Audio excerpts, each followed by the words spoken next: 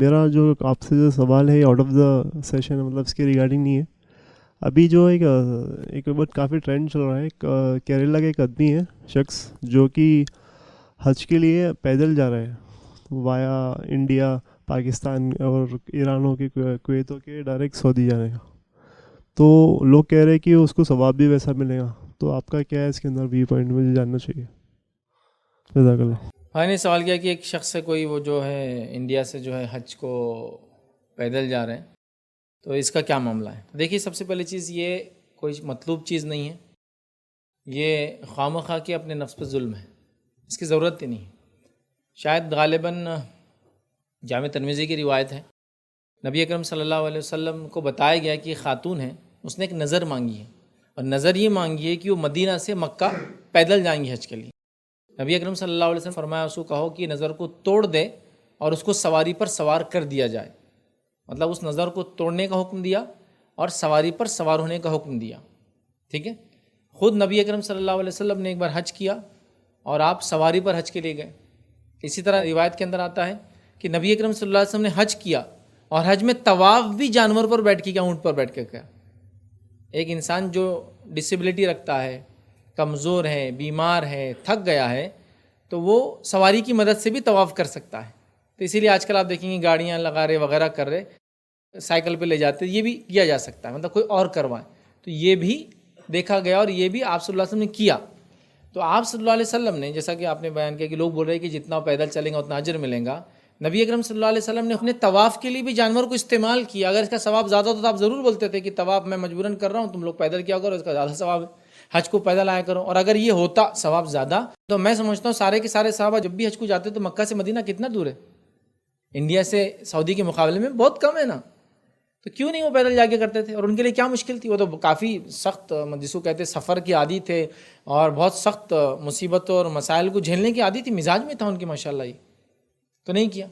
تو یہ کوئی افضل نہیں ہے. ہاں، جس زمانے میں جس زمین پر آپ تھے اور جانے کا ایک ہی طریقہ ہے وہ پیدل، تو آپ ویسا بھی کر سکتے. جیسا مثال کے طور پر ایک ملک ہے، وہ بول رہا ہے کہ بھائی حج کو جانا ہے تو کسی کو پیدل کے علاوہ ہم اجازت نہیں دے سکتے، تو تب ہم بول سکتے ہیں کہ پھر اب یہ لوگ مجبور ہو گئے بیچارے. وہ بھی جس میں طاقت ہے، صلاحیت ہے تو آئے، نہیں تو اللہ ان کو انشاءاللہ ان کی نیتوں کے مطابق اجر دیں گا. ان کے لیے ہم کہیں گے کہ ان کو کرنے کی ضرورت نہیں ہے. سمجھ آپ؟ تو ایک الگ مجبوری والی کیفیت ہو سکتی ہے.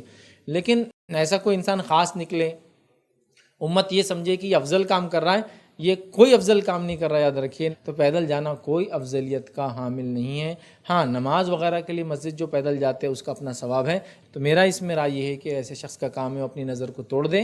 نبی اکرم صلی اللہ علیہ وسلم نے ایک عورت کو توڑوائی اور اس کا کام ہے کہ وہ سواری پہ جائے، مطلب وہ فلائٹ وغیرہ سے جو بھی سہولت والی چیزیں ہوتی ہیں اس کو استعمال کرے. اس طرح سے نفس پہ ظلم کر کے جانے کی کسی انسان کو ضرورت نہیں. یاد رکھیے، یہ مطلوب بھی نہیں ہے اور ایسا عبادتوں میں خامخواہ مشقت اٹھانے کی ضرورت بھی نہیں ہے. میں عائشہ فرماتی ہے نبی اکرم صلی اللہ علیہ وسلم کو جب دو آپشن دیے جاتے ہیں، آپ کبھی بھی آسان آپشن کو آپٹ کرتے تھے. تو لہٰذا آپ کو اگر آپشن ہے، فلائٹ سے آپشن ہے، ابھی جہاز پانی کے جہاز سے تو انہوں نے بند کر رکھا ہے، تو فلائٹ سے آپشن ہے، تو آپ کیوں نہیں جا رہے پھر اس کو؟ یہ آسان آپشن ہے.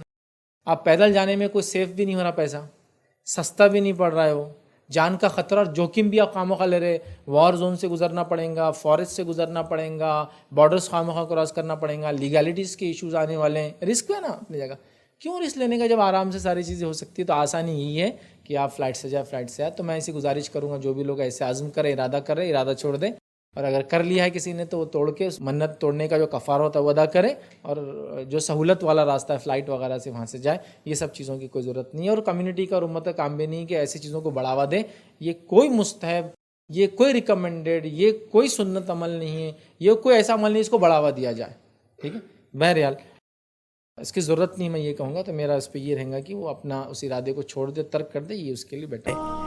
یہ تیسرا شہاب ہے جس کا ابھی کچھ دیر پہلے ہی ویڈیو سامنے آیا ہے جس میں وہ پیدل حج کو جانے نکل پڑے ہیں. ان کا نام ہاشم ہے اور یہ فیروز آباد میں کریم گنج سے پیدل حج کرنے کے لیے نکلے ہیں. مگر اس پیدل حج کے لیے ان بھائی صاحب کے پاس کوئی تیاری نہیں ہے، نہ ان کے پاس پاسپورٹ ہے، نہ ویزا ہے، نہ ہی کوئی پرمیشن. اور یہ کس طرح پیدل حج پر پہنچیں گے، پہلے انہی کی زبانی سنتے ہیں. نام ہے آپ کا؟ محمد عاصم.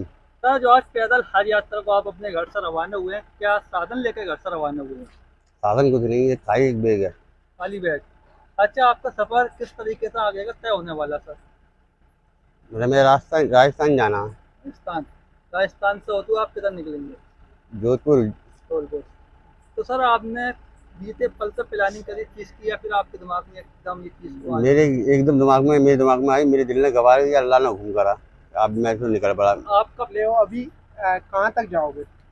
अभी तो पता नहीं है जब तक टांगा शादी नहीं